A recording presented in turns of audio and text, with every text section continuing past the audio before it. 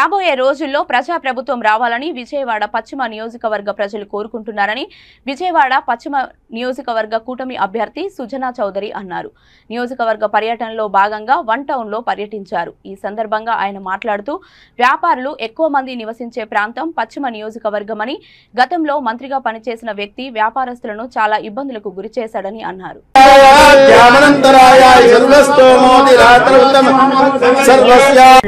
మనవరాలు బర్త్డే సందర్భంగా అందరితో ఆత్మీయ సమ్మేళనం పెడదామని చెప్పి పిలవటం జరిగింది.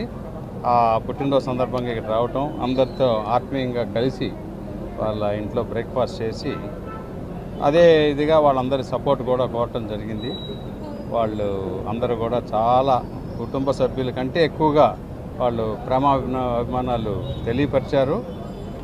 ఇకపోతే ఈరోజు మిగిలిన కార్యక్రమం ఈ వెస్ట్ కాన్స్టిట్యున్సీలో నేను ఎమ్మెల్యేగా కంటెస్ట్ చేస్తున్నాను కాబట్టి, చిన్ని గారు ఎంపీగా కంటెస్ట్ చేస్తున్నాను కాబట్టి ఆ విషయాలు కూడా మాట్లాడుకోవడం జరిగింది. సార్, ఇంతకుముందు మాజీ మంత్రి ఉన్నారు కదండి, చిరు వ్యాపారాలను బాగా చేశారు, మీరు అండగా నిలబడతారా? దానికి అన్ని వ్యాపారాలకి అన్ని విషయాలకి అండగా నిలబెడతామని చెప్పి నేను ఉమ్మడి అభ్యర్థిగా నేను హామీ ఇచ్చాను. డెఫినెట్గా ఎక్కువ మంది వ్యాపారస్తులుగా పెరగాలని చెప్పి, ఎక్కువ మందికి వ్యాపారం ద్వారా ఈ చుట్టుపక్కల వాళ్ళకి, ఇక్కడ నివసించే వాళ్ళకి ఉద్యోగాలు రావాలని, వాళ్ళ జీవన ప్రమాణాలు పెంచాలని చెప్పి నా ఉద్దేశం.